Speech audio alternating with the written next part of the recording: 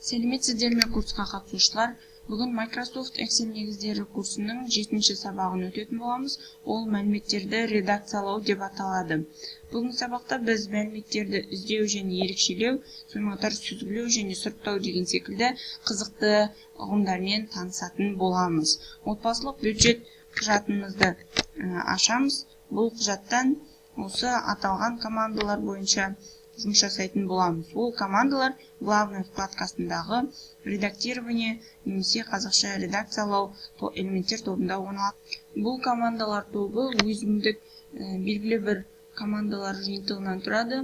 Олар атап өтетін болсақ сумма немесе сомма, қазақша сомма деп аталады. Бұл сумма есеп шығару үшін қолданылатын команданың бірі болып табылады. Одан кейінгі заполнить немесе толтыру командасы. Бұл команда автотолтыру командасы секілді белгілі бір тәуелділік бойынша, реттілік бойынша ұяшықтарды толтыруға көмектеседі. Одан кейінгі ол очистить немесе тазалау. Бұл ұяшықтарды жою секілді қызмет атқарады, яғни енгізілген мәліметті жойып тастайды. Содан кейінгі екі негізгі команда ол сүзгілеу және сұрыптау және табу және белгілеу командалары болып табылады. Бұл командалармен жұмыс жасау үшін біз мәліметтерді белгілеп алуымыз керек. Содан кейін көрсетілген командалардың бірін орындауымызға болады. Бұл жерде сұрыптау А-дан Я-ға дейін, Я-дан А-ға дейін және фильтр командалармен дәл қазір жұмыс жасайтын боламыз.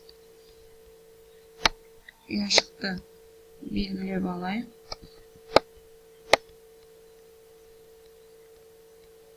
Ұяшықтарды және сұрыптау командасын жүзеге асырайық. А-дан Я-ға дейін. Көріп отырғандарыңыздай біздің кестеде бірнеше мәліметтер түрімен жұмыс жасалғандықтан оны сұрыптау өте қиынға соғып отыр екен. Сол себептен де біз тек қана мәтіндік ақпараттармен немесе сандық ақпараттармен жұмыс жасау керек екенбіз.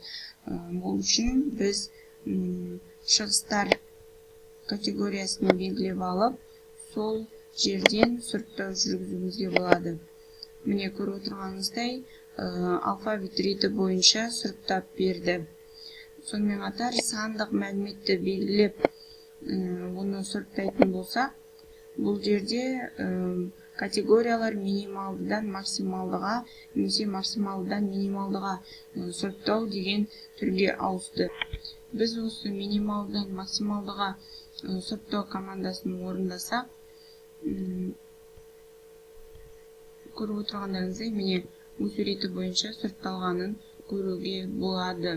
Осылай өздеріңізге керекті мәліметтерді сұрыптап алуларыңызға болады. Бұл көбінесе мұғалімдерге өте қажетті командалардың бірі деп ойлаймын. Себебі кестеге оқушылардың мәліметтерін енгізген кезде оның аты жөндерін алфавит реті бойынша орналастыру немесе ұпай сандарын немесе басқа да көрсеткіштерін өсу реті бойынша орналастыру керек болса, осы Excel бағдарламасында сұрыптау командасымен жұмыс жасауға әбден болады. Сонымен қатар бұл жерде фильтр командасы жұмыс жасайды. Фильтр командасын іске қосу үшін біз барлық кестені белгілеп алуымыз керек және фильтр командасын белсенді түрге келтіру керек. Осы кезде біздің бағандарымыздың үстіңгі жағында осындай меңзер пайда болады. Бұл меңзерге шерткен кезде, міне көріп отырғаныңыздай, бірнеше кестедегі мәліметтер шығып тұрады. Бұл жерден біз өзімізге керекті ғана мәліметті белгілеп, оны көре аламыз.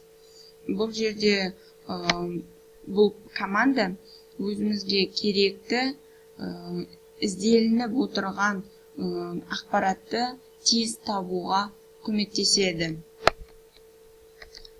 Осылайша команданың негізгі түсініктерімен таныстық.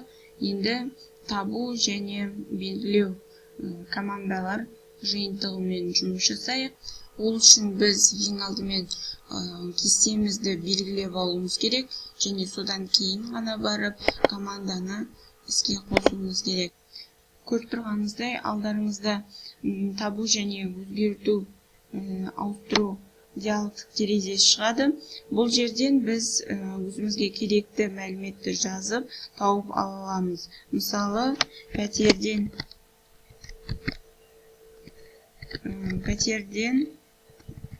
табыс деп жазып көрелік. Enter пернесін басамыз. Міне ақ түске боялып, ерекшелеп көрсетіп тұр. Бұдан басқа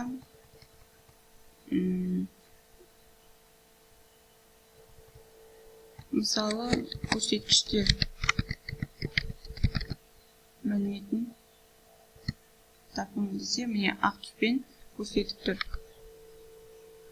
Сонымен қатар бұл көрсеткіштерді тауып қана қоймай, оны басқа сөзбен өзгертуге, ауыстыруға да болады. Ол үшін заменить немесе өзгерту, ауыстыру командасына өтеміз, және бұл жерге өзімізге керекті сөзді жазамыз. Мысалы, тақырыбы деп жазып, Enter пернесін бассақ, немесе ауыстыру деп жазсақ, міне көріп отырғаныңыздай көрсеткіштер мәліметі тақырыбы сөзімен ауысты. Осылайша жұмыстар жасауға болады. Үйден осы көрсетілген командаларды қайталап өздеріңіз жасап үйренсеңіздер болады. Үйге қосымша тапсырма ретінде отбасылық бюджет кестесінің мәтіндік мәліметтерін алфавит бойынша, сандық мәліметтерін өсу реті бойынша сұрыптаңыздар. Осымен сабақ аяқталды. Келесі кездескенше сау болыңыздар.